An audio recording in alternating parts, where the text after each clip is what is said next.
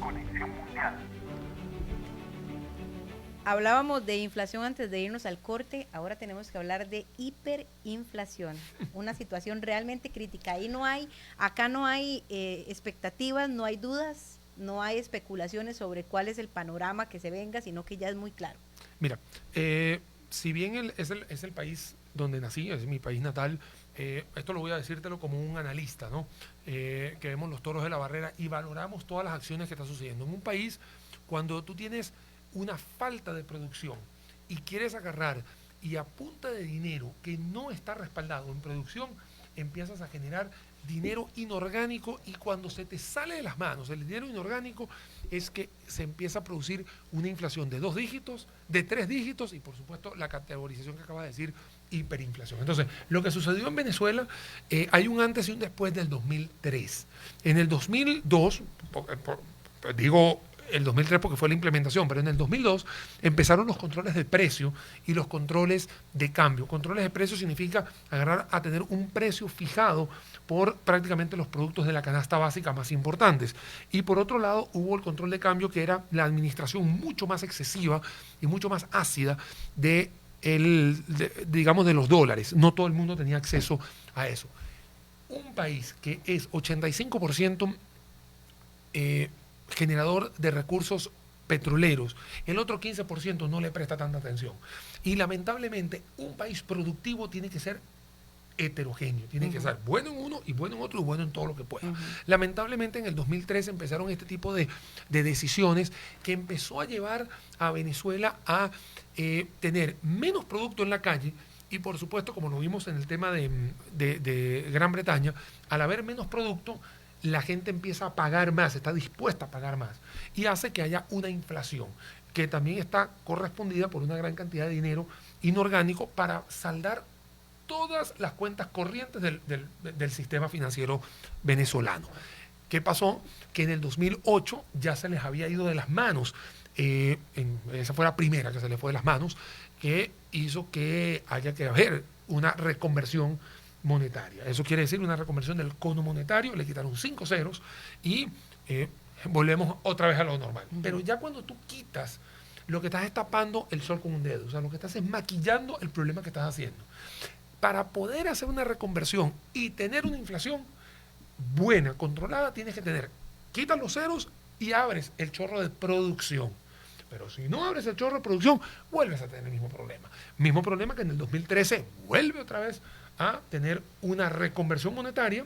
¿Y qué está paralizando esa producción? Porque yo no creería que Venezuela, un país que hace algunos años fue rico y uno de los más ricos de América Latina, no tenga capacidad para producir. Mira, lamentablemente los países en el mundo, quitando China y quitando Brasil, todos no somos autosuficientes. Dependemos de un comercio internacional donde puede haber materias primas, semiterminados y que necesitas para ensamblar una gran cantidad de cosas. Entonces, Venezuela, si bien es cierto, en los años 70, echamos unos casi 45, 50 años para atrás, era el puntal del desarrollo de Latinoamérica y era el país donde todo el mundo quería estar. Tanto es así, abro paréntesis, mi papá cuando se graduó en el 72, él no tuvo que buscar trabajo, él nunca buscó trabajo, mi papá buscó trabajo cuando me tocó, porque llegaban a las universidades y todos estaban contratados, o sea, llegaban las empresas, todos están contratados. ¿De qué? Ingeniería, periodismo, comunicación, no importa, había mucha plata. Eso quiere decir que había mucha apertura. Cuando tienes más clausuras o tienes más controles, hace que la gente no confíe tanto en el país. Y cuando los precios están controlados y te das cuenta que el costo de la producción es mayor que el precio que está en la calle, lamentablemente tienes dos cosas. O cierras o abandonas. Esas son las dos opciones que han habido prácticamente como un denominador en los últimos 15 años. Estos 15 años en los cuales han habido las 3 reconversiones que te estoy comentando. Que a mí me parece interesante porque se supone que es como para maquillar un poco ahí la inflación, pero más bien genera mucha expectativa, mucha duda y eso es difícil para la economía. Eso que dice el que qué es lo que buscan o qué esperan obtener haciendo estos movimientos continuamente? No, es que lo que hacen es que cambian el cono monetario y lo que terminan es maquillándole a la gente la superinflación o la hiperinflación que tú tienes acá.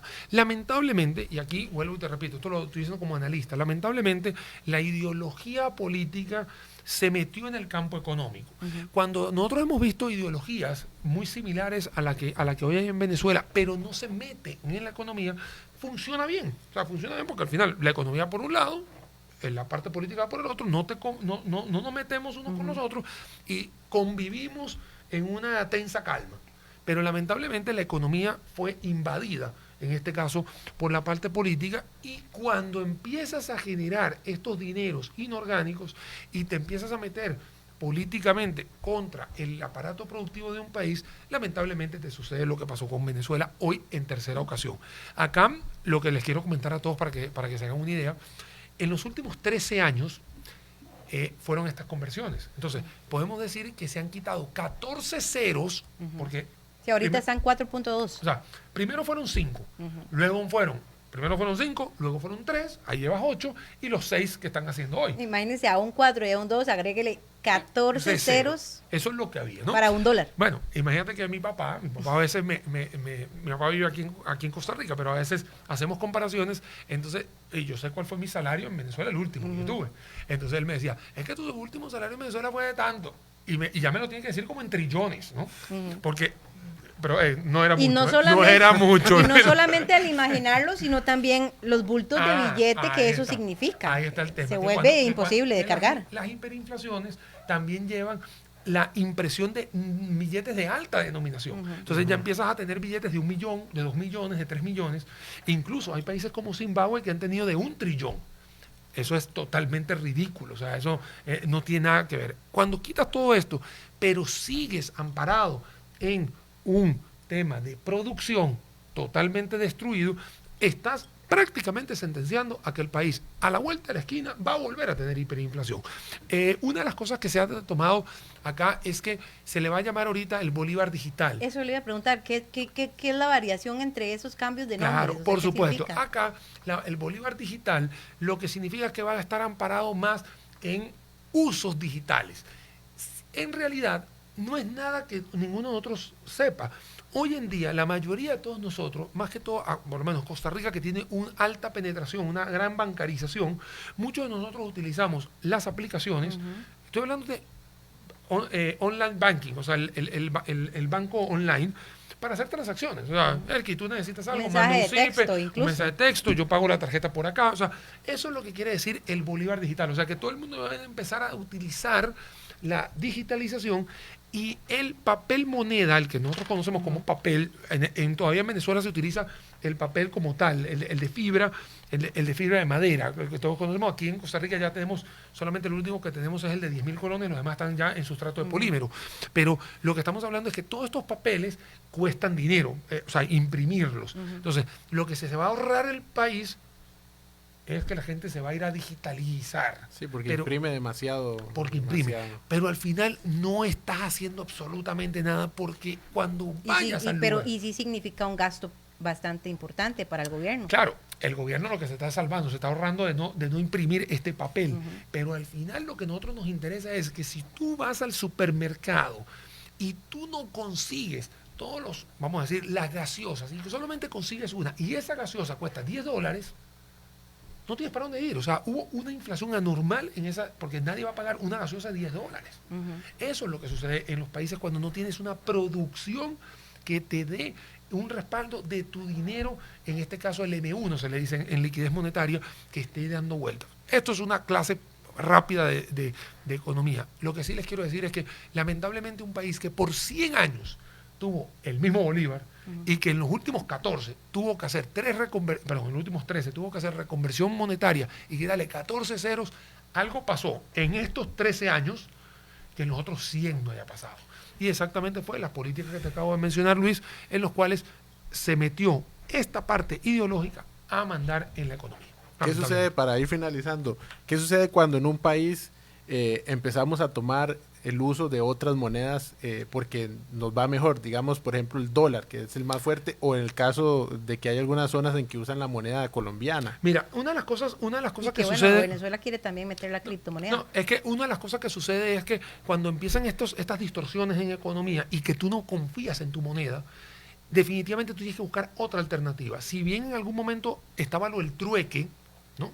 Imagínate, algo que aquí estudiamos en la historia, en Venezuela eran los trueques, ese trueque que en algún momento pasó a ser papel moneda, ya ahora el papel moneda, tú no quieres el bolívar. Tú sabes que los dólares tienen una alta demanda, y la otra moneda que te sirve es la moneda más cercana o del país más cercano que tengas, que es Colombia. No puedes hablar de Brasil porque Brasil está muy lejos, o sea, la ciudad más cercana de Brasil es Manaus y queda muy lejos de la frontera venezolana en el sur. Pero Colombia está muy fácil, entonces la gente empieza a utilizar. Y el tema de la criptomoneda, al igual que ha sucedido en muchos países, la criptomoneda termina siendo como un salvoconducto para poder sacar dinero de la economía, tenerlas en la nube y por supuesto poderlas transar a nivel internacional. Hay algunas cosas que han sucedido en los últimos días, hemos hablado fuera de cámara del tema de lo de El Salvador, pero tiene que ver un poco con algunos movimientos de colocar tu dinero salvaguardado fuera de tu frontera, y en este caso la frontera es digital. Eso es lo que está sucediendo con las criptomonedas, que también en Venezuela pero que también debilita la economía y el comportamiento económico de una sociedad, porque los empleados públicos, que además son una gran cantidad, reciben sus salarios en bolívares y tienen que invertirlo todo o vivir en el dólar. Bueno, y eso lo trae todavía. Solamente para contarles, en Estados Unidos hay 3 millones, de empleados públicos, en Venezuela hay 2.800.000. Estamos hablando, y es de un país que tiene el 10% de población. Entonces, para que tengas una idea, la gran cantidad de personalidades que viven del presupuesto nacional venezolano, y eso también le mete un poquito más de presión a todo eso. Pero bueno, al final lo que estamos hablando es de economía, y cuando tienes una distorsión en la moneda y que no tienes confianza en ella, empiezas a buscar alternativas como trueque, peso colombiano, dólar o criptomoneda. Listo, Daniel, muchísimas gracias por acompañarnos en este repaso que estuvo bastante dinámico de lo que, además de que es economía mundial, también ha sido noticia esta semana. Es que, como habíamos dicho al principio, Costa Rica, si bien es cierto, es un país muy lindo, pasan muchísimas cosas, también no podemos olvidar de los socios comerciales que también se están moviendo y que de una u otra forma se llama análisis del entorno, ya sea por proximidad o por influencia, y todo eso es importante para nosotros. Ya viene nuestra compañera Ana Marta Arce con Costa Rica Noticias.